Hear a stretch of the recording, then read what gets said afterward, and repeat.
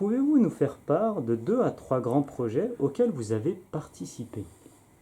Alors, auquel j'ai participé, bon, je vais me limiter à ma période de directeur général à l'ESA parce que bon, je suis suffisamment âgé pour avoir participé à énormément de projets, mais comme directeur général de l'ESA, bon, d'abord, j'ai commencé par les lanceurs parce que je viens des moteurs fusées. J'ai eu cette chance extraordinaire de rester suffisamment longtemps directeur général de l'ESA pour avoir signé les contrats de développement du lanceur Vega et de le voir voler 4 fois pendant mes mandats. Donc c'est assez rare d'être au point de départ et au point d'arrivée. Et puis j'ai participé aussi à l'arrivée de Soyouz au centre spatial guyanais. J'ai vu Soyouz décoller du centre spatial guyanais. Donc ça a été 2 événements importants. Je pense que les autres événements, et forcément choisir, c'est difficile, mais je pense qu'il y a eu 2 événements absolument extraordinaires. C'est l'atterrissage de la sonde Huygens sur Titan. Et de ce jour-là, je pense que les autres agences spatiales du monde ont regardé l'ESA de façon différente, parce qu'on était les premiers à se poser sur un corps céleste aussi lointain. Et l'arrivée sur Titan a été un grand événement. Et puis, bien entendu, j'ai eu la chance d'être encore là pour Rosetta et puis l'atterrissage de Philae sur la comète Tchouri. Et bon, ça, je dois dire, c'est irremplaçable parce que c'est une émotion qui n'a pas d'équivalent parce qu'on a tous beaucoup travaillé pour ces missions et voir l'aboutissement de ce travail, c'est une récompense extraordinaire.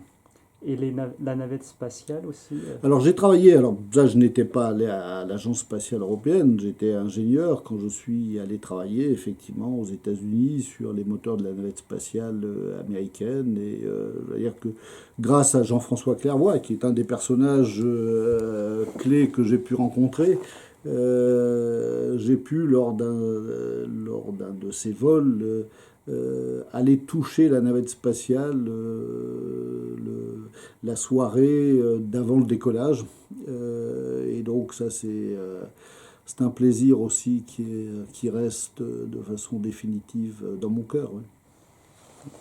Alors, comment travaille un directeur à l'ESA, au sein de l'ESA aujourd'hui? Oh, il travaille beaucoup. Il travaille beaucoup parce que il y a l'Agence spatiale européenne, c'est 22 pays qui coopèrent pour faire des grands projets, et faire travailler ensemble 22 pays qui n'ont pas tous les mêmes motivations, les mêmes budgets, les mêmes ressources, les mêmes industries. Bon, je peux vous dire que je sais que la coopération c'est difficile, mais c'est irremplaçable parce que, et notamment en Europe, on n'a pas d'autre choix que de coopérer pour pouvoir faire des missions à la hauteur des missions faites par les Américains, les Russes ou les Chinois. Il faut, la première partie du travail qu'il y a à faire, c'est d'essayer de trouver des intérêts communs entre 22 pays, et puis tout en assurant la coopération entre les pays, organiser les compétitions entre industriels, parce que la vie c'est fait de coopération et de compétition, et il faut surtout pas négliger la compétition parce que c'est la meilleure façon d'avoir les meilleures idées. Et donc le monde est fait de coopération et de compétition, et il faut absolument continuer d'organiser ces coopérations et ces compétitions. Quels sont les principaux objectifs de l'ESA? Quel est l'idéal que souhaite atteindre, réaliser la direction au sein de l'ESA? Voilà, il y a trois grands volets dans les activités de l'ESA. Il y a d'abord le volet scientifique, c'est faire des progrès de la connaissance. Il y a énormément de progrès à faire dans la connaissance de la planète Terre, mais aussi du système solaire, de l'univers, parce que la planète Terre, c'est une toute petite partie d'un univers beaucoup plus important. Et tout ce qu'on peut apprendre du système solaire et de l'univers, on l'apprend, ce sont des bénéfices pour connaître la planète Terre. Donc ça, c'est toute la partie connaissance.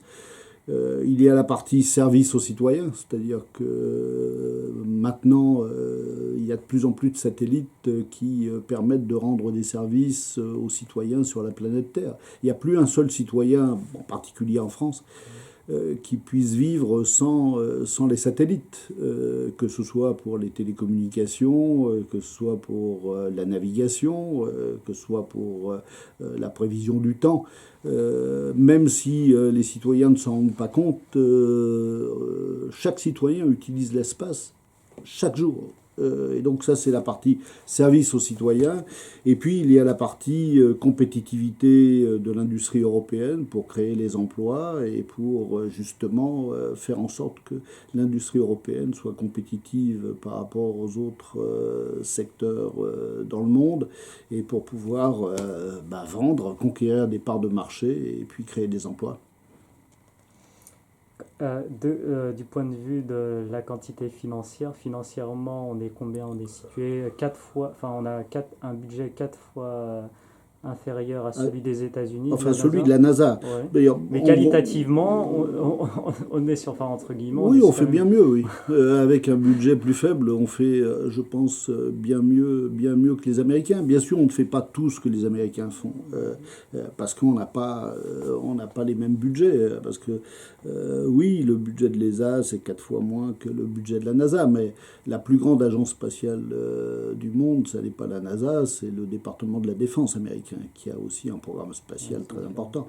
Donc oui, on est plus petit, mais on fait la course en tête dans beaucoup de domaines, et en particulier dans le domaine de la connaissance, et puis dans le domaine des services aux citoyens.